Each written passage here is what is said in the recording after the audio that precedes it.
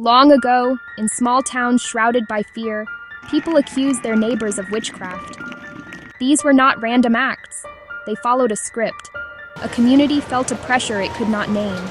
A bad harvest, a strange illness, a social anxiety. It needed an answer. It needed an outlet. And so, the community would find a person, often someone on the margins, and cast them in the role of the witch. This pattern is ancient. It is a simple, powerful, deeply human social mechanism. A group identifies a source for its unease. It amplifies that fear, and it methodically works to expel the person it has chosen to blame. We see this same pattern play out today. The costumes have changed, but people are the same. The critical piece of the modern witch hunt is tech-enabled surveillance. So, in the villages of old, the watchers were neighbors peering through curtains. The surveillance was limited by line of sight and the speed of gossip.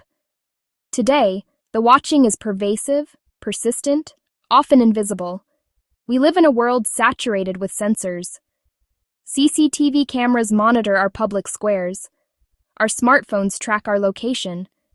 Our social media activity creates a detailed, searchable archive of our lives, of our thoughts, of our connections. These tools were created for convenience, were created for security, but can be repurposed for harassment, repurposed for control. For a targeted individual, this reality can become a nightmare. The feeling of being watched is no longer just a feeling, it is a technical possibility. Organized stalking, sometimes called gang stalking, is a phenomenon where individuals report being followed, being monitored, being harassed. It can look like cars that seem constantly present, people appearing in public places with unnerving frequency, or a barrage of online activity synced to real-world events. The goal is an atmosphere of omnipresent surveillance to make the target feel there is no private space left, no sanctuary from the eyes of the group. This is psychological warfare. Each instance of surveillance is designed to be deniable. This is Sarah, a soon-to-be targeted individual. She worked in a mid-sized marketing firm. For years, her performance was stellar. She was well-liked. She was competent. She was part of the team.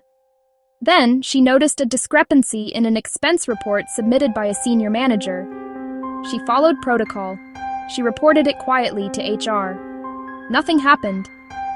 But something did change. The manager began excluding her from key meetings. He would stop conversations when she entered the break room. It was subtle at first. She told herself she was imagining it.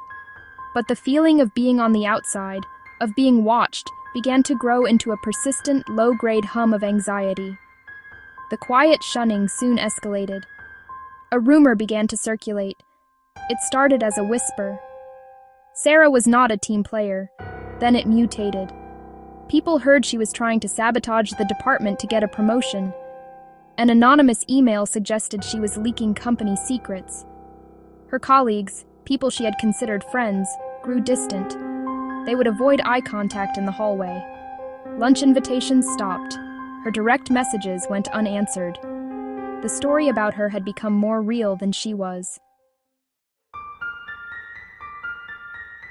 Social shunning is the first and perhaps most powerful tool in the playbook of group targeting. It is a quiet form of violence. It leaves no visible scars, but its psychological impact is profound. It begins with small acts of exclusion. A friend stops returning calls. A neighbor turns away without a wave. You are left off an email chain for a project you should be on. These are minor social cuts, but they accumulate. Each one sends the same message. You do not belong. You are being pushed to the edge of the herd, where it is cold and dangerous. This is not a passive process. It is an active, collective decision to render a person invisible. The power of shunning lies in its ambiguity.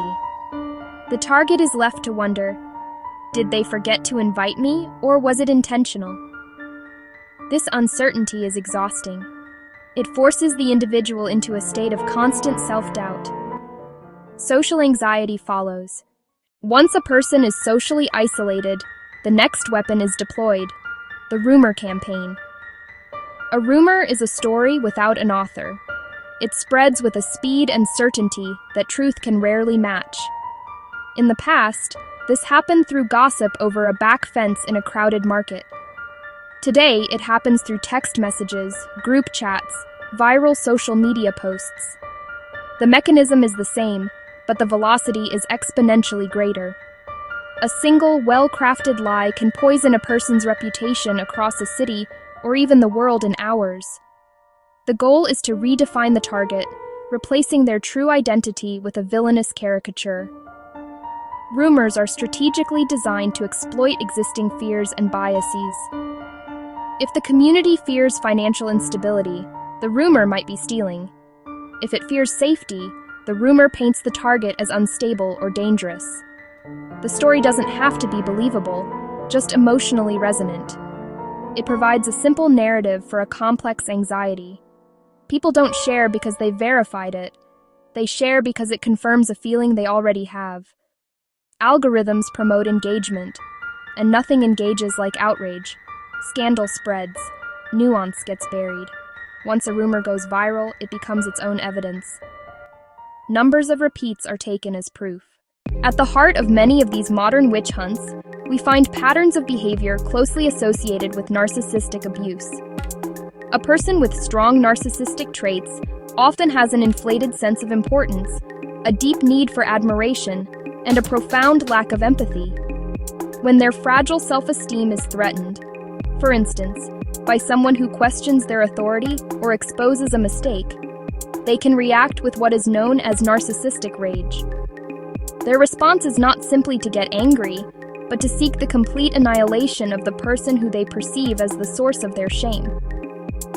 To achieve this, the abuser often employs a tactic called proxy recruitment. They cannot isolate the target on their own, so they enlist others to participate in the abuse. They will portray themselves as the victim and the target as the aggressor. These recruits become extensions of the abuser, participating in shunning and rumor-mongering. A one-on-one conflict escalates into organized stalking or community harassment. To understand what is happening today, we must look to the past. The Salem witch trials are the most famous example, but they are just one of thousands. Events unfolded across Europe and colonial America. In each case, the mechanics were strikingly similar. A community under stress, a spark of accusation, and a rapid descent into mass hysteria. People began to see evidence of witchcraft everywhere. Sour milk, a child's fever, a strange dream. Authority could fuel or quench the hysteria, but when respected figures validate fears, accusations gain legitimacy. Spectral evidence is admitted, accusations based on subjective feelings, impossible to verify or refute. Today, our spectral evidence is the anonymous comment, the out-of-context screenshot, the rumor everyone repeats. Afraid, we accept emotional claims as facts. When someone you know says they are being targeted, the first and most important response is to listen. Do not start with judgment or skepticism. The playbook is designed to make the target sound paranoid. Your dismissal deepens isolation. Listen with an open mind. Ask simple, clarifying questions. When did this start? What specifically happened? Validate feelings. It's humane connection, not confirmation of every detail. Focus on practical, grounding actions. Encourage a factual log with dates, times, specifics. Keep it private, for clarity or legal use. Help secure their digital life. Change passwords. Review privacy settings. Enable two-factor authentication. Small steps restore agency and control. Avoid speculation. Do not escalate. Lower the temperature. Institutions must uphold due process with fair, discreet investigations, protecting privacy and centering truth. Ultimately, addressing modern witch hunts requires a proactive shift in our collective social habits. Teach digital literacy as a civic skill. Question sources, verify before sharing, recognize emotional manipulation, immunize against the simple, satisfying lie. Practice extending grace. Ask, do I have all the facts? Is there another side? Why am I sharing? Silence or skepticism can be social courage. Platforms must slow unverified, defamatory spread and de-amplify coordinated anonymous abuse. The antidote is community rooted in respect, due process, and truth. Defend fair hearing even when uncomfortable. The pattern is old. We can see the playbook and choose differently. In our homes, workplaces, and digital spaces, we can write a different story.